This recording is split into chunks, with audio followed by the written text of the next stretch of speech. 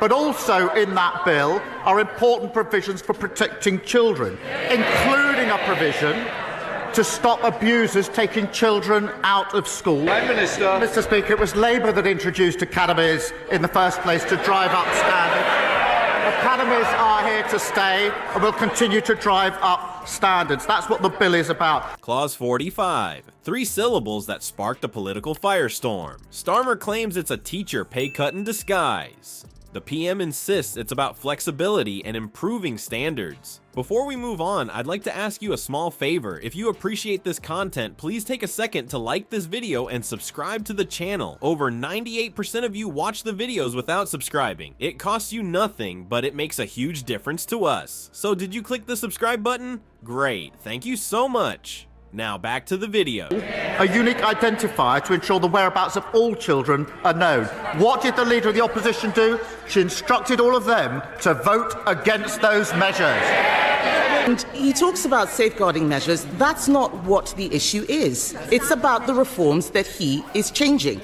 We have an example of where these reforms were not introduced. Who's telling the truth? And more importantly, what does it mean for your child's education? We're diving deep into the schools bill controversy that dominated today's PMQs. In a fiery exchange during Prime Minister's questions, Sir Keir Starmer unleashed a bombshell accusation that sent shockwaves through the House of Commons. The Labour leader claimed that Clause 45 of the schools bill would effectively slash teacher salaries, painting a grim picture of educators facing pay cuts in the midst of a cost of living crisis. Starmer's words were carefully chosen, designed to stir outrage and paint the Conservative government as callous towards the very professionals shaping our children's futures. But as the dust settled on this explosive claim, a closer examination revealed a more complex reality. Poor children in England now do better than wealthier children in Wales.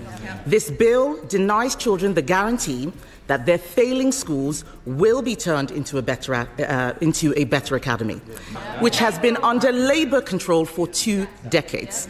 Welsh educational outcomes have tumbled down international league tables. It is an attack on aspiration. This bill is the worst of socialism, Mr. Speaker, and isn't it deprived children in England who will pay the price? Prime Minister Rishi Sunak immediately fired back, accusing Starmer of not having read the bill at all. The PM's swift and forceful rebuttal raised eyebrows. Could the leader of the opposition have misinterpreted such a crucial piece of legislation?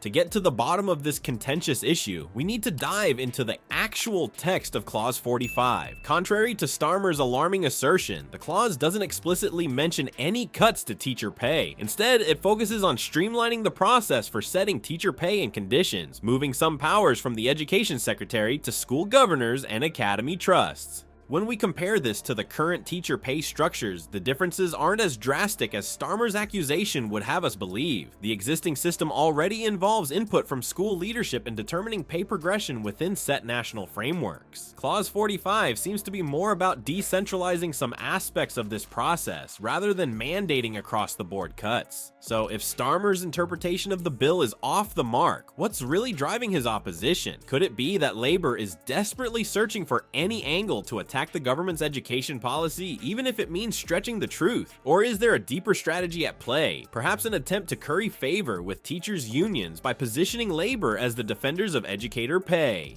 The truth behind Labour's claims about teacher pay cuts is far less sensational than Starmer's PMQ's performance would have us believe. While the schools bill does propose changes to how teacher pay is determined, it's a far cry from the draconian salary slashing that Starmer dramatically described. This discrepancy between rhetoric and reality raises serious questions about Labour's approach to education policy and their willingness to engage in honest debate. Just as Labour's education policy arguments began to unravel, an even more explosive accusation was brewing. The Prime Minister, seizing the moment, launched a counterattack that left Sir Keir Starmer visibly squirming. In a stunning revelation, the PM accused Labour of voting against crucial child protection measures in the schools bill. This wasn't just about teacher pay anymore. It was about the safety of our most vulnerable citizens. The schools bill, it turns out, contained provisions that would prevent abusers from taking children out of school and ensure the whereabouts of all children are known. These measures seem like common sense, alright? So why on earth would Labour oppose them? The PM's accusation hung in the air, thick with implications about Labour's priorities. Starmer's discomfort was palpable. As the camera zoomed in, viewers at home could almost feel the tension radiating from the Labour leader. But here's the kicker, Starmer didn't directly address these accusations. He didn't leap to his feet, passionately defending his party's stance on child protection. Instead, his silence spoke volumes. It's the kind of moment that makes you wonder what's really going on behind the scenes in the Labour Party.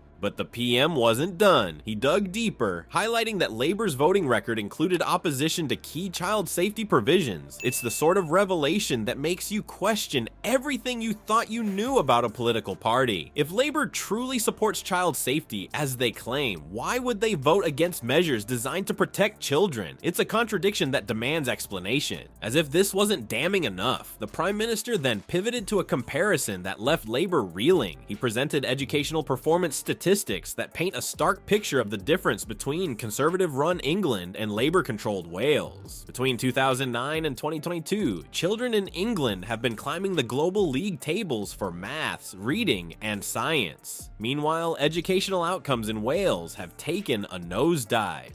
But here's the real shocker. The PM claimed that poor children in England now perform better than wealthier children in Wales. Let that sink in for a moment. It's not just a difference in policy, it's a fundamental gap in outcomes that affects real children's lives and futures. The PM's message was clear. If Labour can't deliver results in Wales, why should voters trust them with England's education system? It's a question that cuts to the heart of Labour's competence and their ability to govern effectively. Labour's official explanation for opposing the schools bill centers around concerns that it undermines educational standards and imposes a new curriculum that could negatively impact children's education. But in light of the PM's revelations, this justification seems flimsy at best. Are they really putting children first, or is there something else at play? The schools bill debate has laid bare the deep fissures in British politics, extending far beyond the realm of education policy. Education Secretary Bridget Phillipson's stark warning that Conservative amendments could block it and kill it stone dead underscores the high stakes involved. This isn't just about classroom curricula or teacher pay, it's a battle over the very future of child protection in the UK. Dubbed the single biggest piece of child protection legislation in a generation,